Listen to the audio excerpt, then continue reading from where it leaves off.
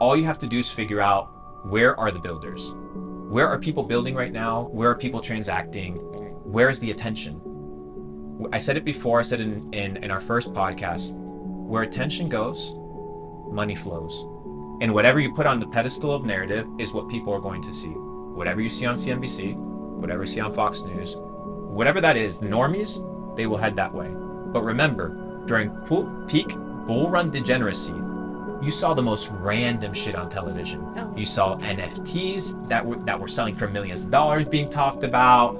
You saw random shit coins being commercialized and announced, and their charts being displayed.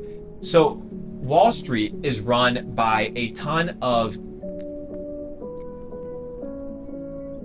idiots, to say the least, that produce no real tangible value in the world, yet they seem to have all the money. Why? Well, because they're crooks.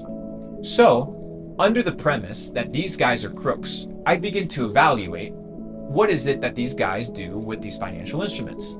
Do they hold biases towards them? Or do they treat them like prostitutes?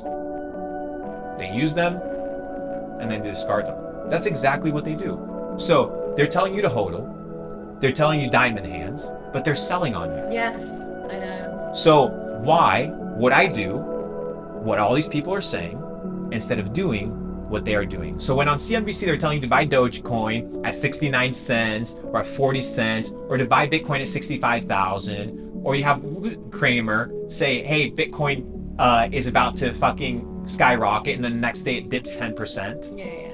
This is all controlled narratives, all controlled manipulation. So I hold no bias towards any currency except the one that can maintain my purchasing power. And today just happens to be Bitcoin. Let's talk about the stages of crypto.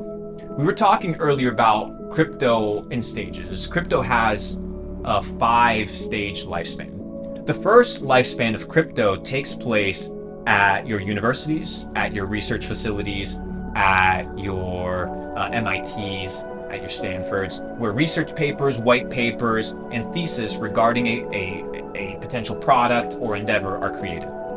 Next, you have the foundations or the big organizations or the think tanks that fund this research. So Bitcoin, for example, was developed probably 7 to 5 years before it was even put out. That's how long it took to develop this incredible product. All these products that are coming out now in crypto, they need to be funded.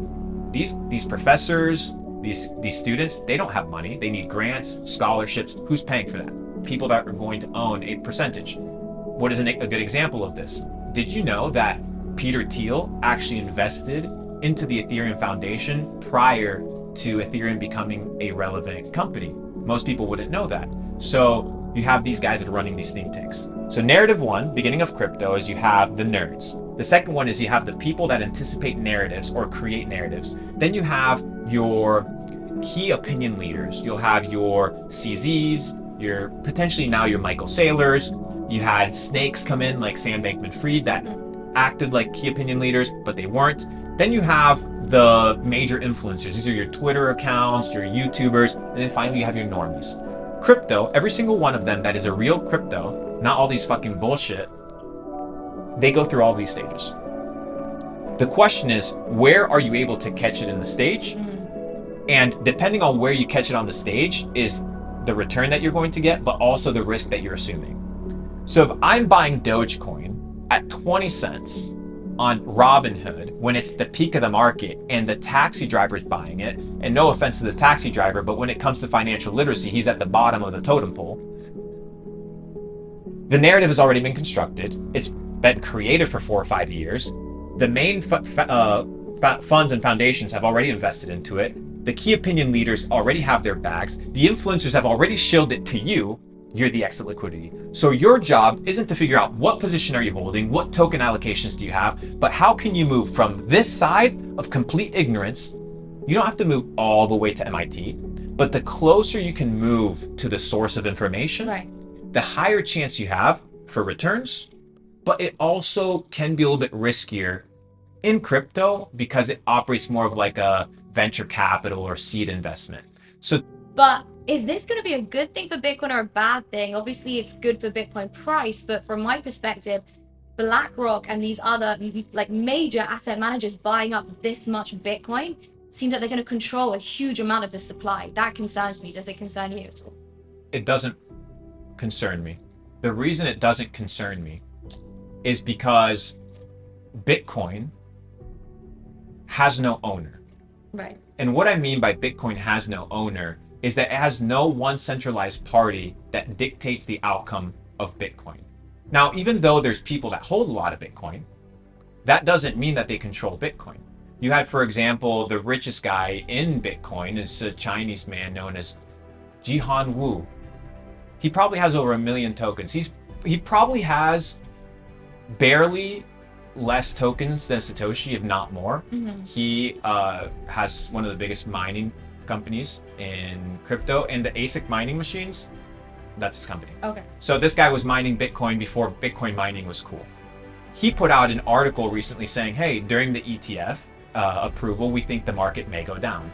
So all I'm doing is listening to other individuals and asking myself, what is the currency that I am willing to bet on? So it's not whether it's bullish, whether it's good, whether it's bad. It's I have to park my monetary value somewhere. Where do I park it? I need to park it in a vehicle that allows me to do what? Maintain my purchasing power and maintain the energy input that I initially inserted to acquire that money. They often say, don't do what billionaires say.